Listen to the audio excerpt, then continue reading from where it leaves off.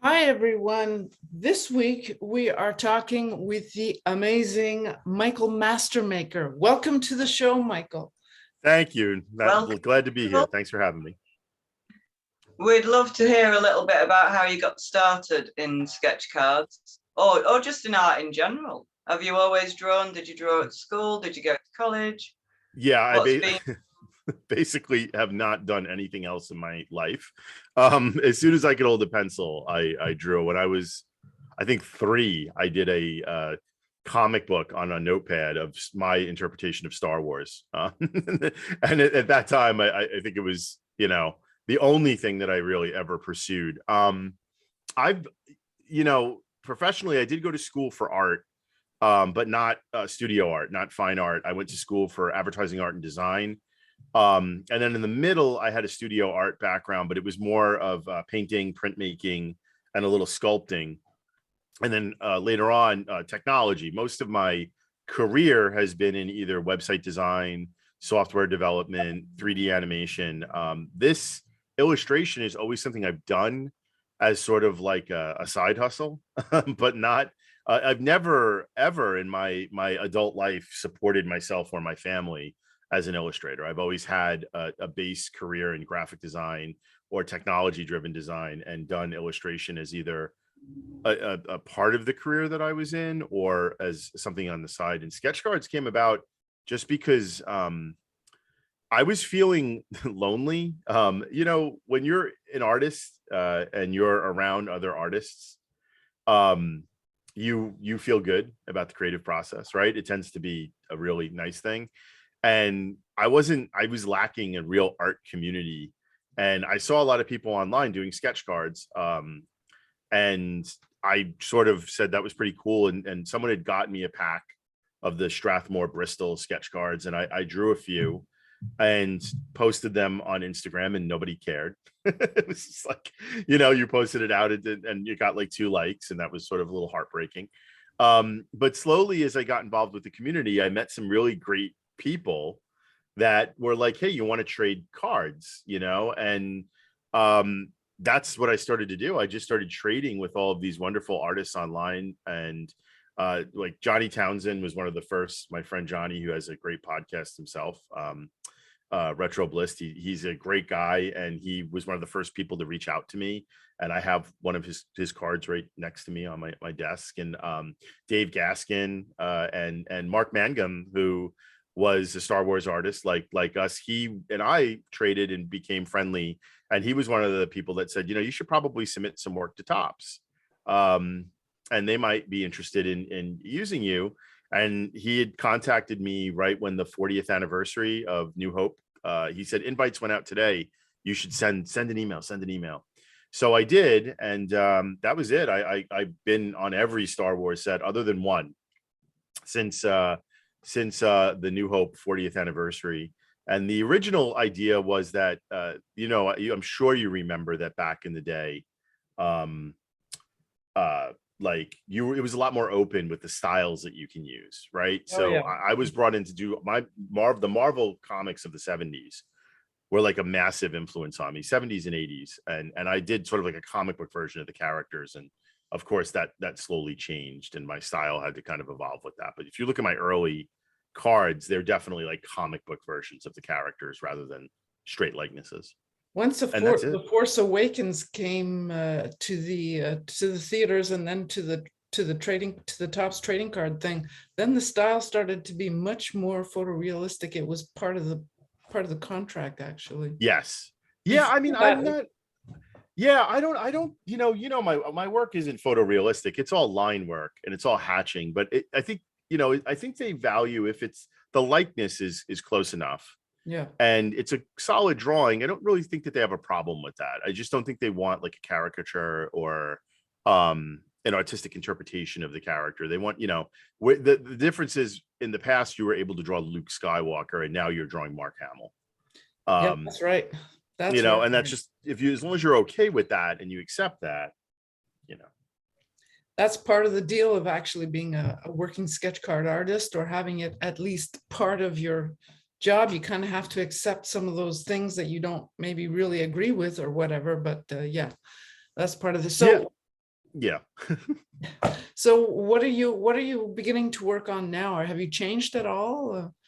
Have you Have I changed? I'm working on I still exhibit my work like artwork in galleries and exhibitions. I do sort of like larger scale paintings and that are watercolor paintings and mostly fantasy illustration style. Wow, that I don't think I've seen any of your fantasy illustration style. Do you think Yeah, that exhibiting your work is essential to keeping keeping your name out there, or is it just something you're doing because you want to do it? You know, exhibits. wow, that's okay. So there's a lot of factors. Um, uh, Again, community, like sense of community is really important to me, and most of my friends are artists, are exhibiting artists. I met them at art shows and gallery shows, and that is really my people. Those are the people that I gravitate towards. Other weirdos like myself that, like I'm not like it, it's weird because like when you have interest the way that we do. I mean, look at all this garbage behind me that I surround myself with, like anime and I'm a grown 46-year-old man with, an enormous amount of toys in my studio. Those up here. Toys. Yeah, you got it too, right? So like the suburban, and I live on Long Island, which is a suburban area, and it's like I don't really have a whole lot in common with the other kindergarten dads that want to talk about lawnmowers and fishing, and I'm like, you guys like He-Man? Anybody? You guys like Orko? I don't really have anything in common with them. So my people are my art friends are my people, and once you start exhibiting work and you're going to shows and you're meeting everybody, it's just a great feeling, and you get this really wonderful sense of community, and you meet the most interesting people from wonderful cultures, and it's pretty fantastic. And also I also understand what you're talking about as well. Yeah, because you speak to some of your friends. I've got no idea what you're talking about. You might as well not bother, none whatsoever, and you feel like a weirdo all the time, like like not in a bad way, but just like a little off. And then the other thing is my day job. I am a college professor at a state school on Long Island. And part of my job is scholarship, where I'm expected to engage in scholarly activities. And I do publish papers. I create storyboards, which are design fictions, or what we call design narrative, that really speak to design, technology, and the human condition. So right now I'm working with a team on altered reality and blended spaces. Think like Pokemon Go, where you use your phone or technology to interact with the real world. And I create storyboards that kind of detail those interactions. And we have an evaluation tool and that talks to whether or not that technology is successful. And I do all of that. And on top of that, because I feel like that's part of it, exhibitions do count as scholarly activity. So I kind of am expected to do these things from my job. But the good thing is that quite honestly, they're things that I would do naturally anyway when left to my own devices. I've come to the realization in the last like 2 years, which has been a weird realization, that I basically only like to watch movies and draw. So I don't really have any other hobbies, which is bad because it makes me feel like less, right? You're agreeing. Makes me feel like less of a fully realized person. But I used to play a lot of video games. I used to derive a certain amount of enjoyment from that. And over Christmas this year, I bought some games on Steam thinking, oh, this will be a good way to unwind. And in the middle of a game, I was like, man, I would just much rather be drawing a goblin in my sketchbook or something. And, I guess that's a good place to be in. And sketch cards are perfect because I can do those at the dining room table. They're small, they're easy, they're relatively quick, or should be. If you want them to be equitable, they have to be quick. And I do them obsessively, before we've even, from 7 o'clock in the morning till 9:30, I think I did 10 cards at my dining room, like just pencil and ink, 10 cards.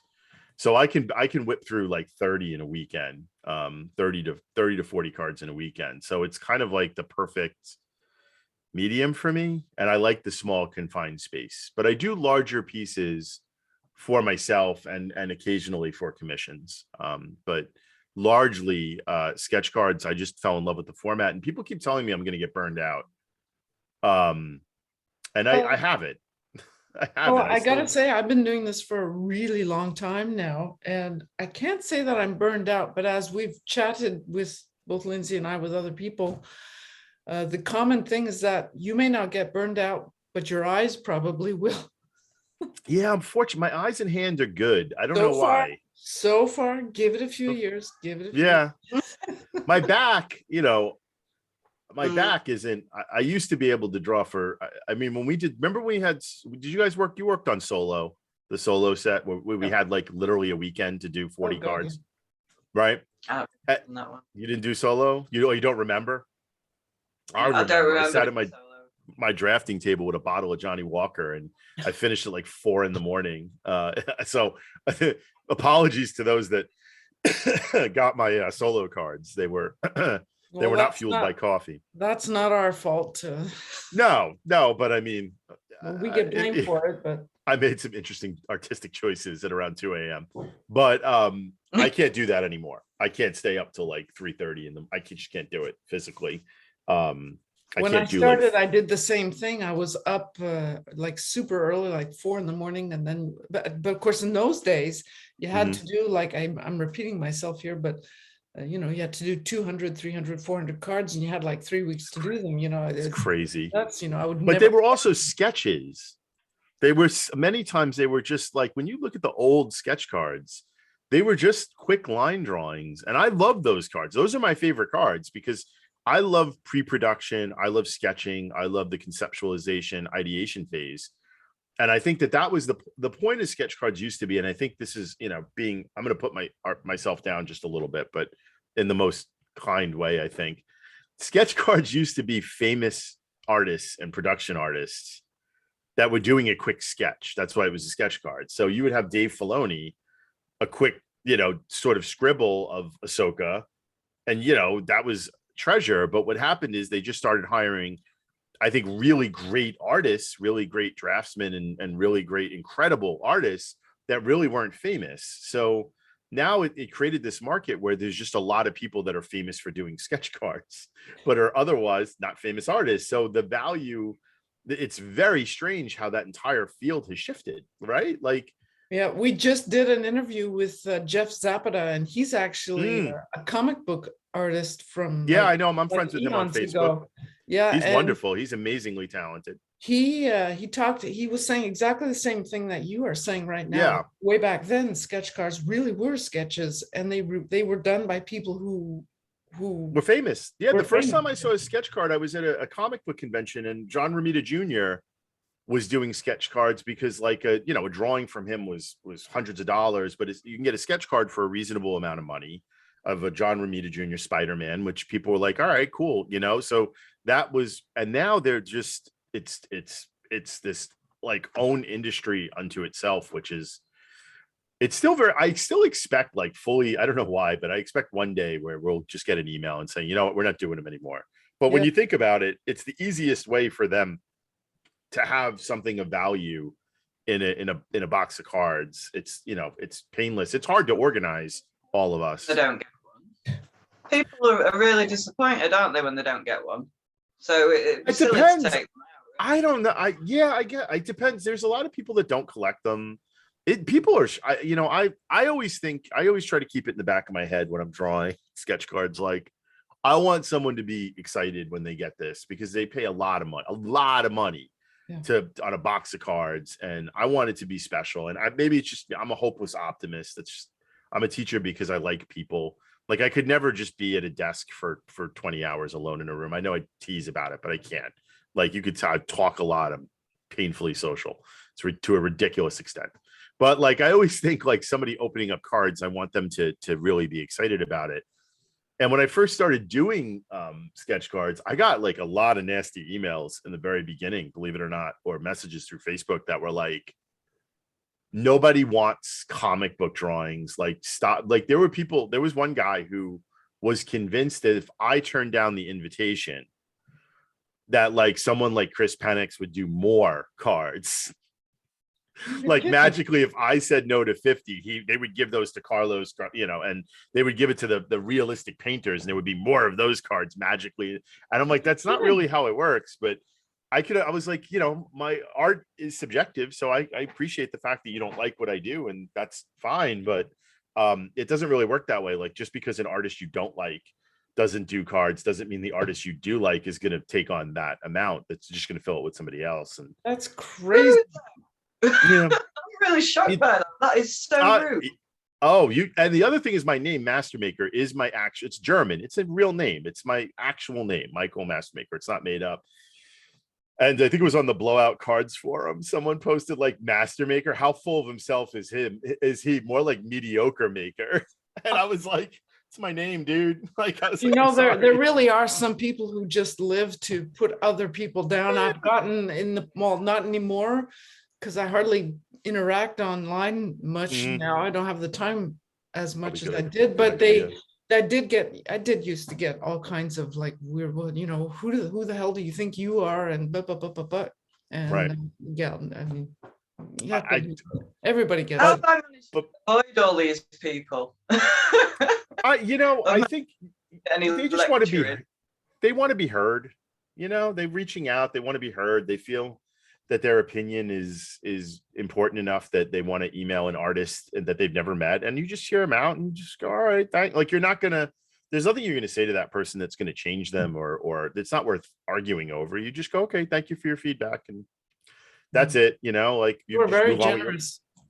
Well, I mean, it's not worth, like, if you concentrate on that, you'll never do anything creative again, right? That's right. For every one of them, there's 5 people online that are wonderfully supportive and send you fantastic messages and YouTube videos of people flipping out when they pull a card that you made. And that's, pay attention to that. Don't pay attention to the one jerk that's like, I don't like the way you draw Wolverine. It's like, okay, me neither. So I'm with you.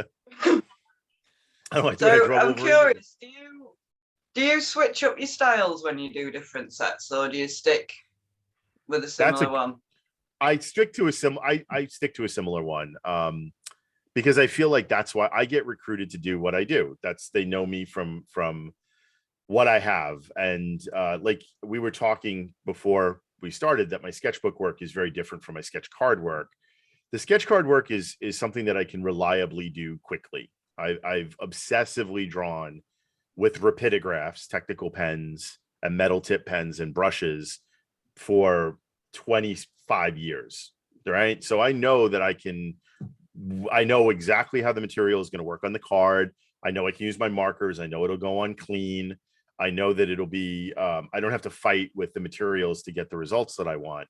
And for sketch cards, it's all about deadlines. You know that, everybody, you have to, and if you don't do them quickly, it's not equitable as an industry. You just won't make any money doing them. So I do believe that there is a limit, honestly, unless you are famous. Scarcity breeds rarity, breeds value in a way. So, and your name, of course, if you're reasonably famous for maybe doing other things. But I do believe that at a certain degree, there's a certain amount you can charge for just a piece of cardboard with some ink and color on it when you're at a certain tier. And I used to do conventions. I'm in New York, so I used to do conventions all up and down the East Coast. And it gave me a pretty good idea of what you could reasonably charge. When you're sitting next to Neil Adams or Steranko or any famous comic book artist, and you see what they're charging, you have it in your mind that just because something took you an amount of time, we tend to attach an hourly rate to it. But you can't really do that because the fans don't care how long it took. Right? Like they don't care. They just don't care that it took you 5 hours to do something. No. If you're going to charge them $600 and they can go to John Byrne or a famous comic book artist and buy a drawing of his for $600, it's hard. You have to know where your place is in that chain. And I know that's controversial. A lot of people, disagree with me, but I know it's a fact of life. I just know where I could price my product to sell it. Could I get more? Of course I could, but I know I budget my time over value. I use math, quite frankly. I look at, people go, oh, you could charge double for your cards. I'm like, yeah, but at the same time, a card I did for DC's Crisis on Infinite Earth sold for $12 on eBay. Like, that's the reality of our industry. Like, it did. Like, that's a sold item. One sold for $8.25. Yeah. So that just, so like, yeah, you could, but I want cash. I want money now. I want when the set comes out, I want my artist proofs gone before the weekend and the money in my account. That's just the way this is actually a really important point that I think I think most people actually do know it, but the fact that art is also a business, whether you like it or not. And that's right. If you're going to admire it, you don't think of the business side maybe so much, but if you're a buyer or a seller, of course you do. If you're a creator, you have to, you simply cannot do it otherwise. The days of being happy, poor, and creating stuff, I'm not sure it ever really existed, to be honest. I mean, there was a time in the 80s where a lot of people in New York were happy and poor artists. But there was also a lot of drugs involved that keep them happy. So it's different and now. Probably poor too. Yeah, well, they didn't really eat.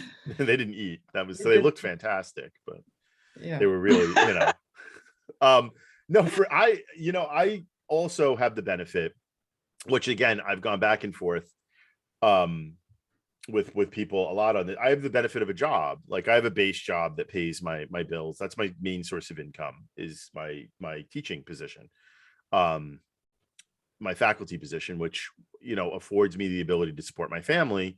yes. And this is the extra money that pays for my washing machine broke and I'm getting a new one on Monday, and taking the kids on vacation, or buying new supplies because markers aren't cheap, and new supplies so that I can make my own work, right? Like, so I can do my own thing. But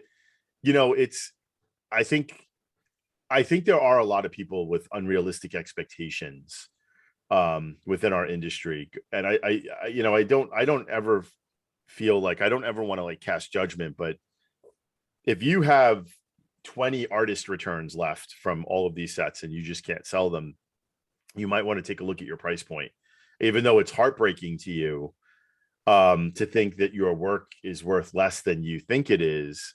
When you come to that reality, it makes life a little bit more, it makes your decision whether or not you're going to do more work in this field based off of logic and finance, rather than just, and the other thing is, if you enjoy doing it, just do it. Like, that's the other thing. Have to enjoy it at least a little bit, otherwise sure, all the baggage that comes along with it just isn't worth it. Right. And the idea that like every once in a while I had another artist, this hasn't happened in a while, but they were like, you're charging too little for your work, and as a result, I can't get the money I want for my work. And I'm like, well, that's not true, because it's a supply and demand issue. I have 5 items that I'm selling. 5, that's it. So once they're gone, it's not like it's not like there's a continuous supply of artist returns from a Star Wars set that I'm churning out. Like, there's 5 people that I sold my cards to. They are now gone. And then the rest of the people, basically, if they want other cards, they have to go to alternative places. And I do think that the market does dictate what, you have to pay attention to eBay. You have to pay attention to what, every once in a while, you'll see a card of yours sell for triple the normal rate. And that's a nice feeling, but you can't base your time and expenditures on that, the anomaly. You have to look at what is the average sale price. But you don't sell your work for $5. I mean, no, but I don't. I mean, my cards. There are people who will do that, who will take it, and that does hurt the rest of us. I have to say, I do agree that hurts everyone. It can, yeah. It all depends on the circumstance, and I think a lot of it is an artist's responsibility to build up your following, your people that do support you and support what you do by being a part of the community. The community also is very aware of individuals that are just sort of like pop in and sell stuff and pop out, like I've had from the Star Wars community and the Marvel community a tremendous amount of support for what I do, not just for official cards, but for my own stuff. And that is due to just being, fair and helping people out and professional. Like you hit I can't tell you honestly, because again, coming from a graphic design background, a deadline oriented advertising, marketing, websites, deadlines are everything to me. And if you pay attention to the groups, I'm usually done before people start, right? Like my Lord of the Rings card, my Middle Earth cards will arrive today. And I probably by next Wednesday, they'll be on their way back to Cryptozoic. So you have actually you've created yourself a style that you can do quickly. Like Lindsay was asking you about previously, you've got a style that you can do quickly, and then you can adapt to your style that maybe you take a little bit more time. So you're flexible. I am. I like watercolor paint, and I like, but I don't use it on cards because of the time. I don't have patience for it to layers to dry. I don't have patience to blend colors. I just want, all those markers that are right behind me. I know I need this color. I need this color. I need this color. I don't want to blend the purple for shadows and take time to do that, because then a card, instead of taking 15 to 20 minutes, takes an hour to 2 hours. And at that point, I'm just fed up with the process. And I'm like, I don't even want to do this anymore. Get this thing away from me. I like the speed of it, and I have to get reliable results because like I said, I have to do it quickly. And a lot of times, a lot of the card companies I work for, especially the independent, I work a lot for, some of the smaller companies. I can't tell you how many times I get the email, can you do 10 to more cards because X artist never finished or never sent them back. I mean, I've practically made a second career out of being that guy that random card companies are like, hey, I need 20 monster cards by the weekend. Can you do that? And I was recommended to you by Richard Parks, or one of the indie companies or Attic or one of those, and I'm like, yeah, sure. Yeah, I can do, 20 Puppet Master cards by the weekend. No problem. And that's a great feeling, but it's also, it's something to remember, like deadlines, horror stories from people that they commission an artist and it takes them 2 years to do a card. Like, that's incredible. I still can't believe those stories that you hear about that. My anxiety wouldn't let me do that. Like, I get too anxious. Like, with the minute I get a commit, I just want to get it done and out the door.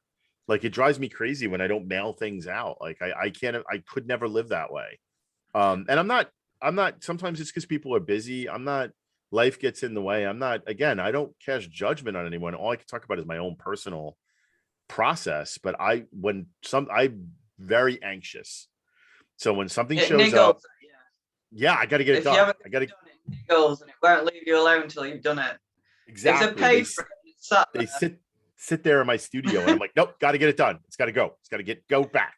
Like, my happiest feeling is that FedEx box prepared to go back, taped up and done. Goodbye. Get away from me. Get out of my life forever. It's so satisfying. And it's funny because I just want to get done with that drawing so I could get to other drawing. It's strange. It's a little bit like we were talking about at the beginning when we started doing this podcast. Like Lindsay was saying, why do we do this to ourselves? It's like agony while you're doing it. Then you're done. You're happy. Okay, let's do it again. I mean, yeah, yes. I never feel the agony. There is something for me. I don't know what it is. I can't. If I could figure it out, I would definitely be able to articulate it better. But the actual physical sensation of feeling the line on the paper, like those, in my work, the hatching, all those little tiny lines, I do draw some strange psychological and physical satisfaction out of it. It always puts me at ease. Yes. No matter what is going on in my life, I will take out, if I just start doing these really detailed ink drawings, it calms me down. And conversely, I always had problem in school because charcoal on newsprint, that tactile sensation makes my skin crawl. I cannot do it. I can't do it. Yeah, I actually understand it.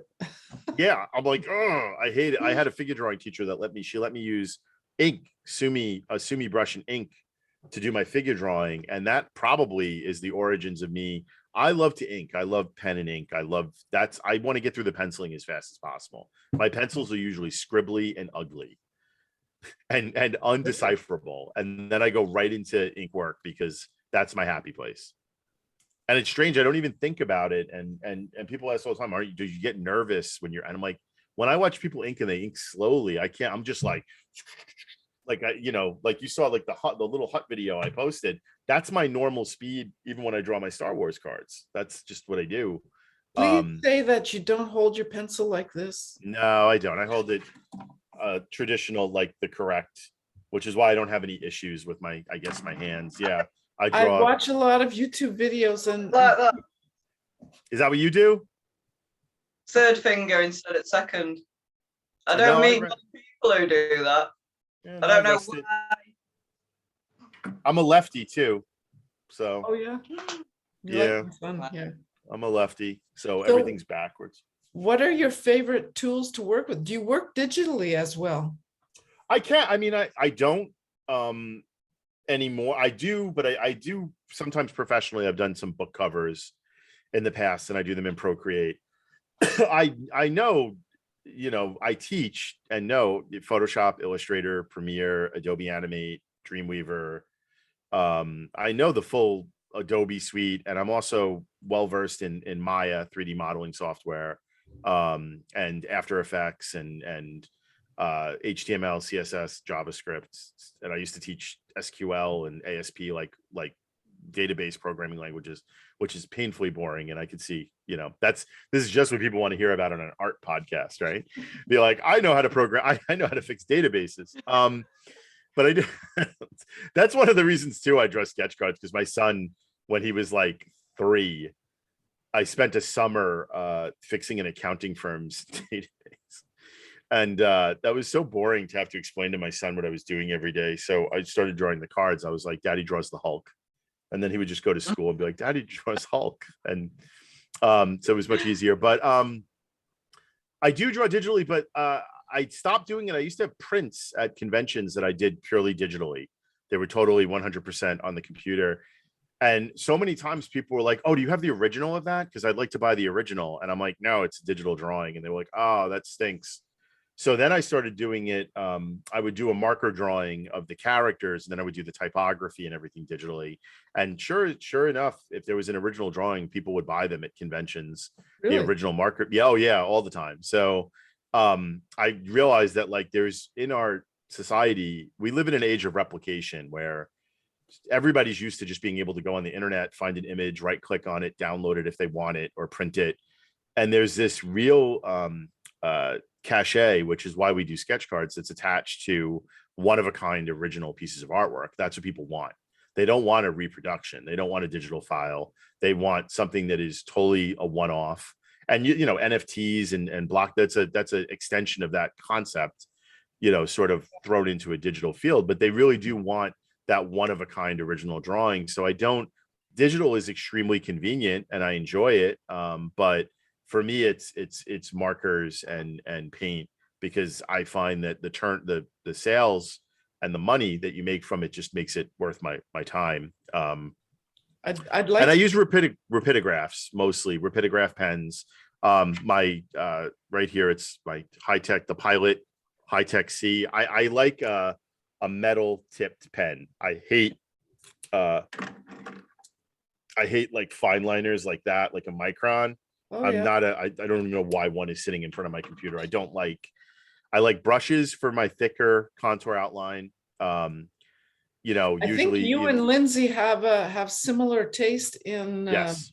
In markers. You both have I use Copic. I use everything. I mean, there's like everything in my marker rack behind me. But I use Copic markers most of the time. But I also use Chart Pack, which are like old school ad markers. Tim Shin, one of our fellow Topps artists, turned me onto it when we were having really bad paper stock from Topps that the marker wouldn't blend on. He was like, oh, just use Chart Pack and they work fine. And they do. They're so oversaturated. They smell awful in a basement. Like it's rough. Like, you're doing something terrible to your body when you're using them. So I tend to use them upstairs. But they sure is like, I'm working on a set right now that will not be named, that the paper is a little rough. It's like sandpapery. And I know that if I use Copic on it, none of the skin tones are going to blend. So I'll just go in and slop on these ad markers and it'll work out. It'll work out fine. What you was know. it you had, Lindsay, that you showed me before we started? And I think it's the same ones that the markers that No, Posca. That's your paint pens. the Posca paint pens. Yeah. I use white for that. Yeah. just But Yeah, like I use it's something that I would advise everybody to have is a white Posca, just if you need to add a highlight in the eyes or just a little bit, you know. Yeah, I've got them. Look, this is like my great bin of just like nonsense that I bring upstairs. So for those who are either only white.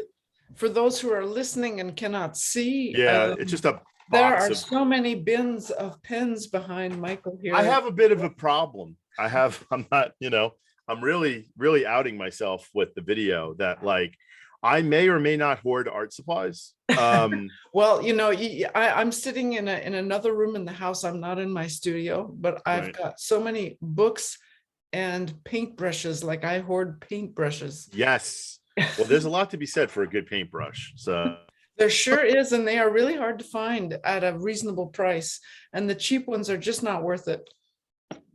Well, you end up looking in a shop, don't you? And you go, well, what's that? Oh, fancy trying that. I'll try that. I'll try those colors. Yeah, Before you know it. I feel bad, like when I'm down, I usually make an order to Jet Pens to cheer me up.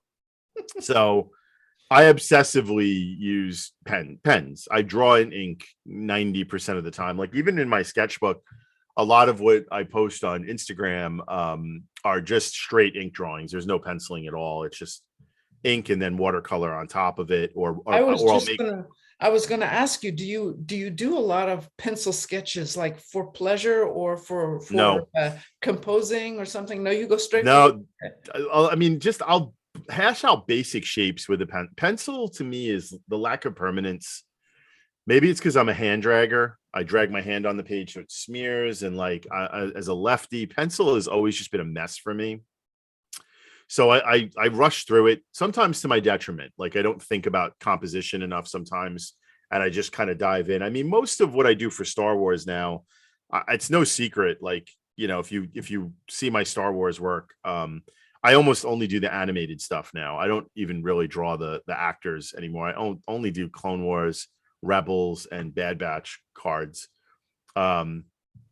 Your style for a number is lovely on those. I mean, it's thank you. You bring a level of depth to your card, to your your animated style and all of that. I appreciate that, and thank you. Really and cool for me, comic book style on Star Wars, it's different. I like it. It's my favorite Star Wars is those animated series, and I love the work that you both of you do. Obviously, I'm huge fans. I'm a huge fan of the painterly, beautiful, the way that you capture emotion and feel is just absolutely gorgeous. And I mean, you're very kind. No, I'm not. I'm everybody feels the same way. She doesn't Trust believe me. us, Michael. Oh, she doesn't believe. We always covet. We always covet the things that we can't do, right? We always appreciate more, right? And I've always been a technical draftsman, and I remember years ago, like I was 24, and I was a finalist in an illustration contest, and they gave you back the feedback from the jurors, and one woman, it's funny, it's 24 years later, and I'll never forget. She said, "Technically proficient and emotionally vapid." So the work was just completely, and it's absolutely true in so much of what I did at that time. And still to this day, like I just do a straight portrait, and I try to make the line quality as tight as I can get it. And that's it. And then I move on, as where I'm always jealous of people like even, both of you and Ward Silverman, who his work is just like you capture the emotion of the character or the moment beautifully. But and you tell a real story. Cards here, you do portraits, and I don't see any emotional vapidity in any of that. Well, stuff. thank you. Really but nice they're also 3D animated characters, so they kind of had dead eyes to begin with. I'm kidding. I'm just kidding. I'm kidding. It's still difficult to know which lines to leave out. Oh, isn't it? Yeah. Yeah, it is. It is. As well. You got to choose carefully, and I don't think people appreciate that enough. If you pick the wrong line and draw it, it's like, oh, it looks terrible now. Right, especially on the younger characters, it makes them look too old, or the female. And I think at the end of the day, tops, especially for Star Wars, I think the number one thing that they look for is a good drawing. I think first, that's what they care about. Is it a good piece of, is it a good drawing, a good painting? Because I've seen a lot of images where likeness isn't dead on, but it's just a great piece of art, and it goes through, and I really do trust. I know maybe it's a little naive of me, but I do trust the art director's opinions. And coming from an advertising background, I've worked with art directors my whole career, and I've had plenty of work rejected. I've been yelled at. I've been, what were you thinking? But like, I respect the opinion. And I think first and foremost, I try to make a good drawing. And then the rest will come after that. And I've just found that personally, the characters that I have, Ahsoka Tano is my favorite Star Wars character by a lot. Like, it's not even close anymore. Into the live action, I adore her. And my second favorite is probably Hera from Rebels. Hera Syndulla is my second favorite character. So I've seen these series. I couldn't get them where I live. Well, you just should buy the discs and get them over there. Get it. I'm telling you, you're missing out. I adore the animated stuff. Has the heart for me and the feel, and it feels more like the comic books, which is what I like. It's not that I don't necessarily dislike the films, and even the ones that I are not crazy about. I don't like, they don't make me angry or anything. Just like, they all have something that's good, even if it's not maybe. Yeah. And so, but the animated stuff, I just have a real connection to. Ahsoka's story is just, she's my favorite. I can't wait till I ordered the Hot Toys Clone Wars version of her that's been delayed for like months, and I can't wait she'll be proudly displayed like right in this area. Well, you can see little Grogu's up there. But my other big influences are like Flash Gordon, and I like the serials. I like Flash Gordon, the Phantom, and I'm a huge old movie fan, and I'm a huge horror fan. I'm really more of a horror nerd than a science fiction nerd, and people don't realize, like, I love Frankenstein and Dracula. Chat a little bit about what you had wanted to do a podcast, just right. I wanted to do a podcast because and that's it's so funny. I get talk so much, but like, I had a student once. This ties into the whole concept of the podcast. Many times I have young students. I work with college students. They're like 18 to 22. Okay. And about 5 years, maybe 10 years ago, I was working with a student, and he was designing stickers, graphic design stickers. And he drew this character, and he made a sticker of it. And he put it on his laptop. And I was like, oh, that's really cool. That's the cyclops, or the monster from either the Golden Voyage of Sinbad or Sinbad and the Eye of the Tiger, one of the old Sinbad movies from the 60s that Ray Harryhausen did all the stop motion for.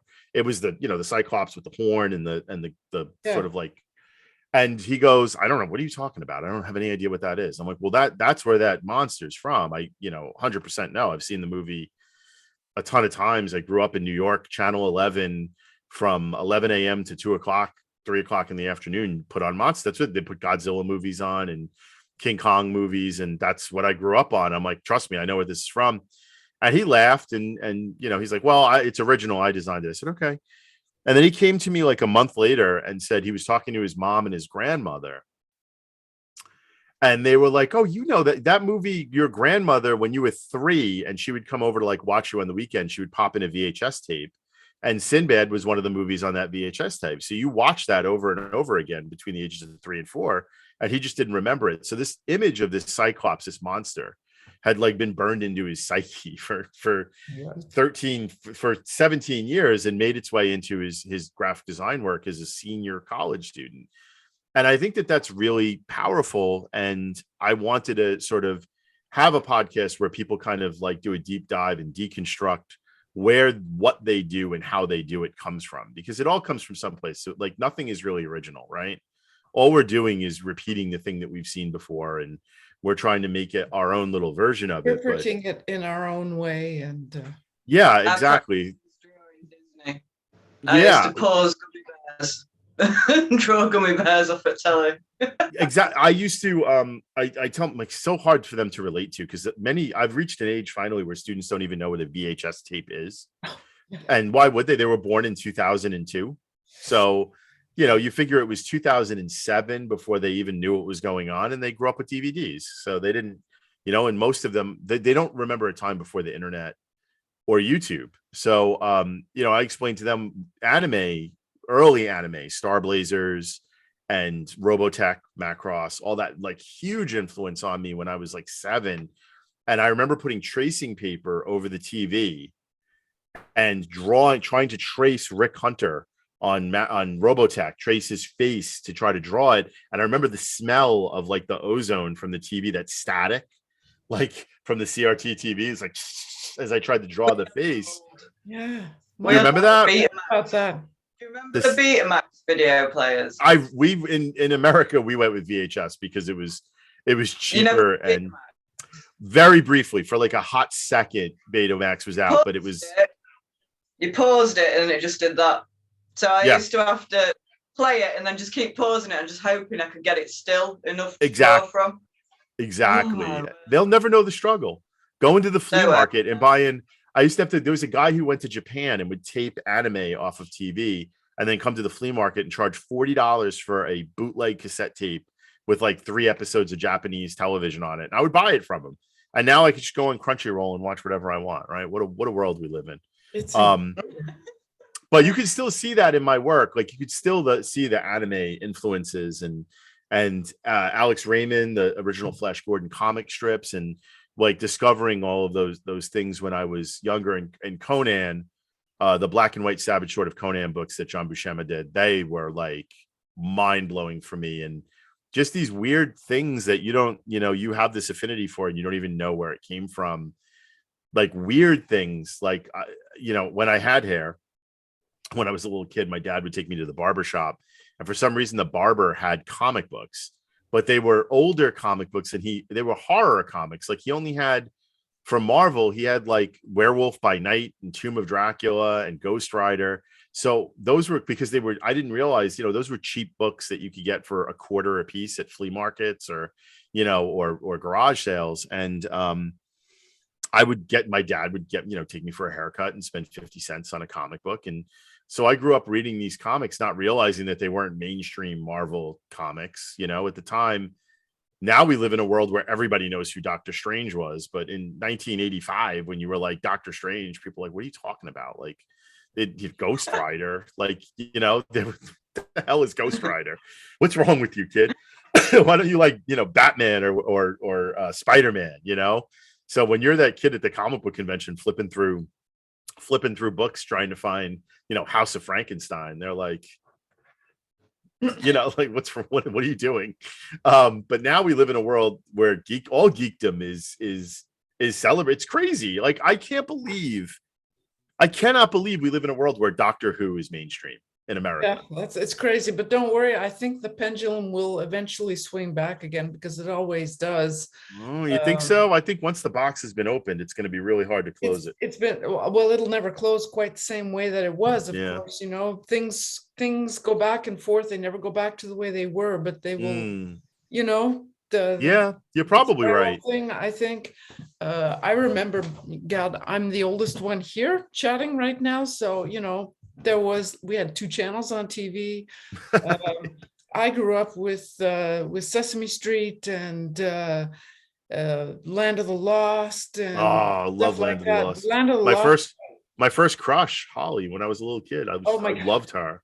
The Land of the Lost was really one of my very favorite, and I mean, it's so primitive when you look at it now. It's unbelievable. And of course, Space 1999, and great show. Yep, it's on Tubi now. Get Smart was a show that was on a lot, and even though it was not. What about UFO? Did you watch UFO?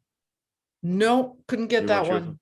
That was also the Jerry Anderson miniatures, all the little miniatures. Is it really? And then it's a good show. You probably, if you like Space 1999, you'd enjoy it. Ed Bishop. I did like it. Well, of course, Martin Landau, that was way back in his early days. Sure. And then you had what else was it? You had the original Mission Impossible, which was quite a bit different, and all those. and all those old shows, those, and for me, when I was a kid, uh, uh, what is it? The Wizard of Oz was what traumatized me, and always tends to, it's, I was one of those really sensitive kids. The So, witch is one of the first times people remember not being the witch. afraid. It was not the witch. It was wasn't the the witch. wizard. It was the Real? wizard. Oh, the giant. Oh, okay. The wizard, and the fact that it was so scary, and you'd pull back the curtain and it was just a regular person. I was terrified to go upstairs in the dark for years. Wow. It traumatized me. So now when I try to paint creepy things, I try to remember the fear I had of the Wizard of Oz. It's The weird. Wizard of Oz. Yeah, see, that's exactly, that would be perfect. That, what was your film that you were most scared of, Michael, when you were a kid? Can you remember what freaked you out the most? Anything that's stuck in your brain and just... you know, it's probably, you know, I had these my mom and dad, they were really protective of the type of media that I got to see, but they were only really protective of the nudity and not the violence, which was so odd. Like, they were scared to death that I would see a breast, but were okay with me seeing someone murdered. So the first time I remember being scared was probably around the time I was probably around 7 or 8, and I was not supposed to be watching it. It wasn't like I was allowed to, but I snuck in. I was on channel 11, so it was edited for television, but the original Halloween, which is still my favorite horror movie of all time. John Carpenter, I'm a huge fan. I love The Thing, but Halloween, when Jamie Lee Curtis is trapped in the closet, terrified me in a way that I couldn't sleep for days. Terrified me and I actually had a real aversion to hangers, like the wire hangers that she uses to like defend herself. And those, whenever I would see those closet doors, like those sort of like bifold closet doors, they always irked me. And I couldn't remember. I didn't understand why, but that really, but I mean, also the Wizard of Oz, the witch, I was legitimately afraid of the Wiz, but more than the original Wizard of Oz. I saw the Wiz, the one with I've not seen that one. The one with Diana Ross and Michael Jackson. And the witch, there's a lot of like, it's really surreal and freaky. Hey, there he is. Really surreal and freaky. If you have not seen it, I think Joel Schumacher, it's set in like a sort of like fantasy version of Harlem, but like it's really terrifying. I gotta look that up. The Wiz. Yeah, there's like garbage cans that come to life to eat people, and like the Tin Man is a carnival barker that they find at Coney Island, and the lion is one of the lions outside the New York Public Library, and he breaks out of the stone, and the crow is being tortured. The scarecrow is being tortured by crows, which is Michael Jackson plays the scarecrow, and he's phenomenal. The music is really good. But Ghostbusters got it with the bursting out the statue. I don't know. Joel Schumacher, I believe, was the guy who directed the later Batman movies that were sort of like Batman Forever and Batman and Robin. I think he was an art director on that film. It was a really big budget kind of like flop. But I don't know. For me, my mom loved musicals, so anything with music in it was always going to be on in my household, whether it was appropriate or not. But that really terrified me, that film. I don't know why, but it did. So all these elements that you were kind of hoping to get into that podcast that you wanted to start. Yes. That's talk about the things that you would like to. Do you think you're going to stick with that? I mean, I got to find the right partner. You know, you guys, you can't do it alone. You know, you have to find the right. I think it takes two people. I mean, I know there's a lot of single person podcasts where they just interview another person, but I almost feel like I like the dynamic between two people having a discussion, so that you don't always require a guest, because we know it's hard. It's really hard these days to schedule anything with people remotely, even just to do the things that we love to do. It's really, really difficult. So I don't know. It's something I got to revisit. I have a few people that I would like to do it with, but it's like, again, it's time. One of them has 3 jobs, and, like they're always into some. Yeah, he's an art installer, and like there's just people that have like all different things that they're doing. And, in New York, they always say you have a main job, a side job, and a little bit of fraud. But I'm, but like, It's expensive to live in New York. It's very expensive. Expensive to live anywhere. It is. But you know, in our country, at least in the US, it's one of the more expensive places to live in the US. So you have to do a little bit more to get by. I'm very fortunate. I'm not complaining. I'm very fortunate that the little bit more that I get to do is all stuff that I would like to do and I would do anyway. I'm still blown away by the fact that people pay me to draw whatever I want. Like when I get to do sets that are like fairy tales and fantasy, it's just like, here's a box of cards, draw whatever you want, you know? And I think anyone who comes from a background of professional art, fantasy fairy tale stuff, I don't think I've seen much of it. I think mostly I've just seen Star Wars and sketchbook stuff. Yeah, I don't. I'd love to I forget to take pictures of them nowadays. I do them and I just like send them off, and I'm like, oh no. Like I was doing something for like another artist, I forget which set it was, and he was like, oh, could you do me a favor and just send me some pictures because I want to use it for the promotional materials? And I was like, I didn't take any pictures. He's like, you took no pictures? I'm like, no. And I guess it's funny because in the beginning, I remember the first set I did for Star Wars, I did like, of course I was like 80, I'll do 80 cards. Oh God. Why? Because I was an idiot. I didn't know any better. I just was like, I was so excited to draw official cards. And all I'm thinking is like, ooh, Cantina monsters. There's a lot of Cantina aliens. I'm going to do 80. I'm going to do 80 walrus men. I don't know. It seemed like a grand idea at the time. Of course, by card like 40, I was done. I was just bored of the subject matter. But that's a real issue. That's a real issue that a lot of, you kind of have to come to terms sometimes with, well, I'm sick of drawing this today or this week or whatever, but you kind of have to do it anyway. It's hard to stay inspired at that. It is. And the other thing is like, if you like drawing, I love drawing monsters I love monsters. And I try to remind myself, like, I'll find myself drawing like an obscure character that was on one episode of Clone Wars. And then again, in the back of my head, I'm like, is anybody going to want this? Like the collector that opens up a case and is like, oh, it's this guy. Like, oh, yay. But on the other hand, there is someone who's going to be looking just for that particular character because nobody else. You hope. But I try to keep it like I'll mix it up with characters that I know have a following. Like I try not to draw like I'll draw Quinlan Voss, who I know people collect, or Ala Sakura versus like just some random droid that was in an episode of Clone Wars that I love. Like I watch those shows all the time, but I got to remind myself again, I know you shouldn't, you should just do what you want. But like the Bounty Hunter set, which has not been released yet, the infinitely delayed Bounty Hunter set. I drew all the bounty hunters from the arc where Obi-Wan Kenobi goes spoiler alert, goes undercover as a bounty hunter, and that you meet all of these like crazy monster bounty hunters. And I drew them all, and I know that there's going to be messages on Facebook like, what the hell is this mushroom with guns? Like, what is this from? Like, what is that? What the hell did this person do? And there's going to be some disappointment because there's going to be a lot of people going, I don't know what that is. Like, I remember I drew Boba Fett from the Clone Wars before he had his dad's armor, where he had a different set of armor that he wore when he was in training. And people were like, who is this character? I'm like, it's Boba Fett. And they're like, no, it's not. Who is it? I'm like, it's Boba Fett. And they're like, wait, no, who? I'm like, no, really, it's Boba Fett. Like, it's when he was being trained by Aurra Sing and Bossk, like, this is the armor that he wore. And they're like, really? Boba Fett used 2 guns? I'm like, yeah, Boba Fett used 2 guns.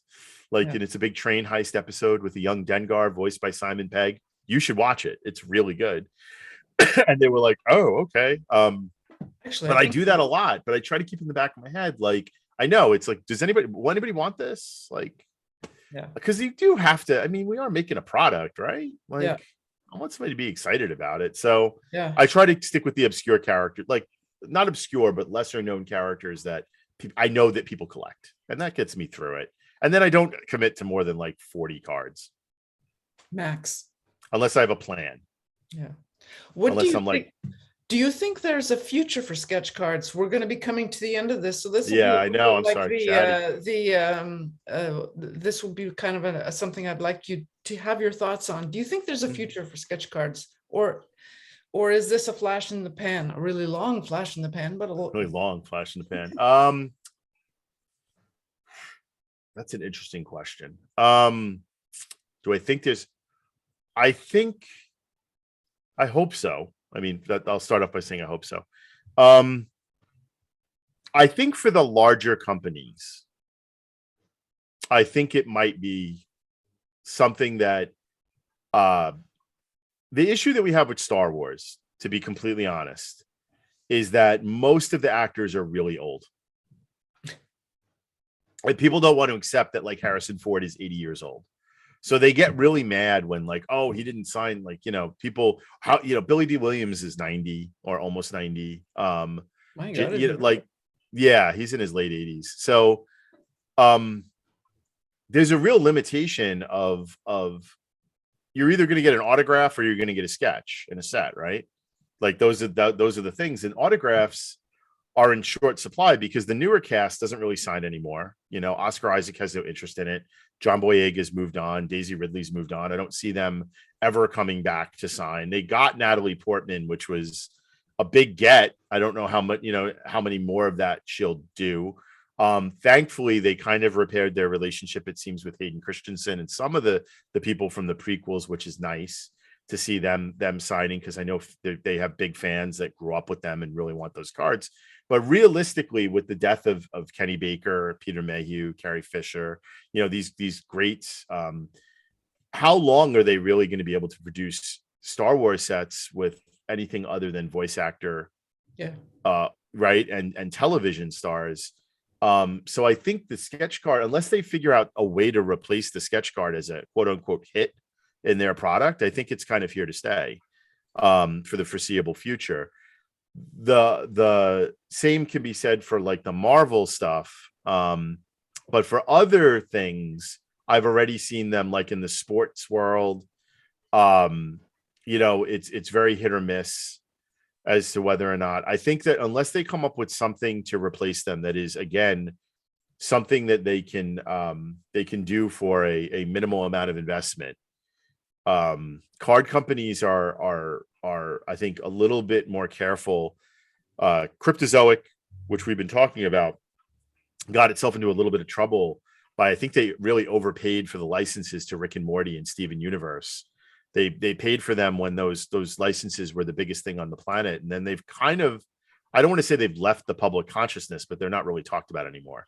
And the same thing for people that paid for licenses like Game of Thrones. I can't think of any franchise in modern history that went from being so part of the zeitgeist to being completely not even talked about anymore, like Game of Thrones. It's kind of amazing. Not so even if you're a series coming up. No, because I don't think anybody would care, unfortunately. And they're fans, and it's a great series, and I'm glad that there are still fans. But what I'm saying is, like, it's really hard for card companies to judge those things. We haven't done The Walking Dead. There's no Walking Dead cards anymore. There's no Stranger Things. I don't think those card sets did great because they're gone. Like, we haven't had invites for that.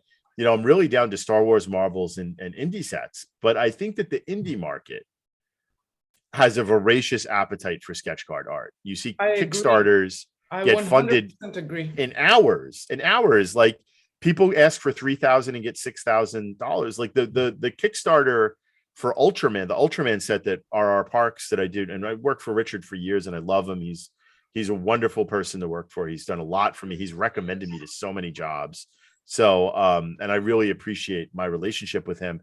But his Kickstarter was so wildly successful that it proves that if you find that license that people have been waiting for, there's no amount to what they'll give to get it. But so he has also put a lot of time into finding what those people would want and doing. He really has, and the extra, and he takes the money and he really puts it into the product by getting hard to get autographs and just premium content, which I love. And I feel like a lot of the independent companies that I work with, like Attic, and other companies, I feel like they really do a great job of finding that market, finding the market and coming up with some original ideas to help make it interesting. I agree with that. That's the future. I think the future of our industry is artists producing sets with other artists and fans like really devouring that content. I don't know that there'll always be Star Wars sketch cards, but I don't think that the medium is going anywhere. And I got to say, the art show, the last solo exhibition I had, which I called Dungeons and Drawings, which was last summer, I had a wall, and you can find it. It's way back. If you look in next summer on my, there's a video of one of the art installers putting up over 200 sketch cards on a back wall of the gallery.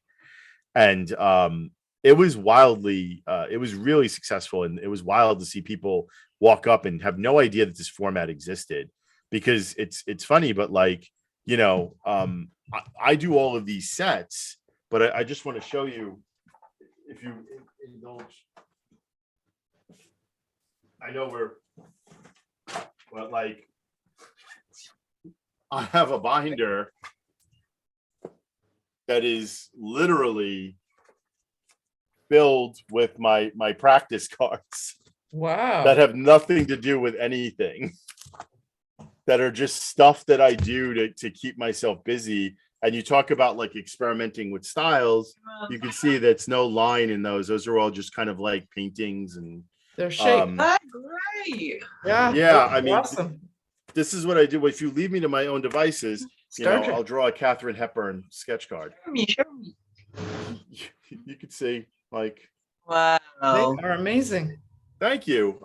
And I do this for fun. Like, that's what I'm saying. Like, the fact that somebody pays me to do something that I'll do anyway. You just give me sketch cards and I'll fill a binder.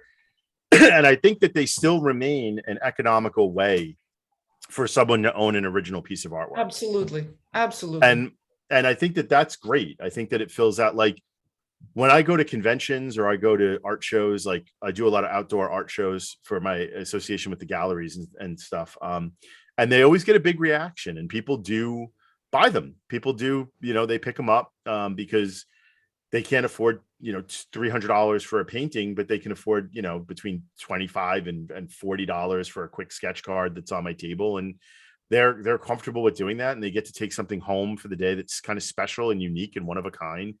And I don't think it's good. The format is necessarily gonna leave us, but I think it will evolve. I think it will change. Yes, I do agree with that. You know, and I'm eager to see that. And I think it's up to us artists to help bring about that change and being flexible. You know, when you see people trying to make something happen, you know, if you can do 10 cards to help them out, to lend some help to them to produce something that's meaningful, you know, that helps move us forward. You know, we can't just depend on the big names, you know, like we can't always, we were just talking about how long it's been for Star Wars stuff, for us to do Star Wars stuff, you know, and if we wait around for that to be productive, waiting for an excuse to be productive, that's not going to happen. And you can't wait for people to bring. No, you can't wait. You have to go out and do things on your own a little bit.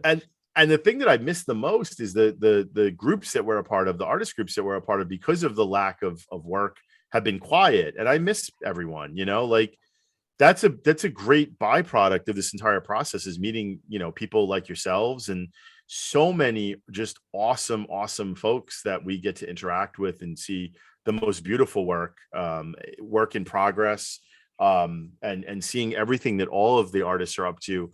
It's that real sense of community that's what keeps me going, always. And I benefit from working at a college. Like I said, I'm always surrounded by 20 creative young people, which nothing will motivate you to work more, you know, full stop. Honestly, it's awesome to see college students experimenting, because they're at that age where art is the most important thing in the world to them. You know, their work. They're not so afraid of maybe trying something that you wouldn't have tried, you know, for whatever reason. They'll push it a bit and explore things a little more that you might not have. It's wonderful. And they, you know, they treat the work with a seriousness that I truly appreciate. So I think it's evolving. I think we're okay for a while, because they've already made announcements that there's going to be sketch cards in these sets. So they're kind of, you know, they're beholden to us now. But I don't know. And people always ask too, like, are you going to, you know, I've seen a lot of people in the last like couple of years bow out and say, you know, I'm not going to do this format anymore. And you know, I always say, if you just take a break, like I never would want to do something with that level of finality, you know, I'd just be like, I'm done. I just be like, I'm just, you know, I won't do, if I feel that way, I won't do a couple of sets, and I'll, you know, but I don't love feel them that too way. Yeah. much. I'm the same as you. You know, with the size and they're just perfect for me. They're perfect. Yeah. It's Just great. constantly Attention new span. ideas, new drawings, new. I love it. Yeah, it's like it's if we're gonna do it, if you're gonna do it anyway, you might as well have somebody, you know, pay you for it, or direct you and be like, draw this. I like that. I almost like that. People don't understand that either. Like art directors, I'm like, no, you can tell me what to draw. I like that. I like if you're like, draw these. You know, I remember Richard, when we were doing Ultraman, he's like, would you mind drawing some of the actors and not just draw the monsters? Because, you know, I know that you do good portrait work. And I said, yeah, I would love to. Tell me, who do you need me to, you know, like, I like that challenge as well. I'm like, yeah, I'll draw the people. I don't have a problem with that. It doesn't all have to be guys in rubber suits. I'll draw some of the actors. That would be lovely, you know? And, you know, I just love doing this, you know. After we're done here, I'm going to go upstairs and I'm going to color some cards in at the dining room table. I'm going to, Well, on that note, I think yeah, we'll let you go thank upstairs you. and continue those cards and all of I'm that. going to. Thank you very much. And it was wonderful to be here. It's so nice to meet you in person. Well, it's really nice to meet you too. I know I've seen you around, and please Yeah, go ahead. Go ahead, Lindsay. I was just saying thank you so much for coming and talking to us. It's been so interesting. And like you say, it's just so nice to meet people properly. Hear a voice and see a face. And where it is. People Also find you? They can find Michael Mastermaker on Facebook, and Warpzonegraphics, WARP Zone.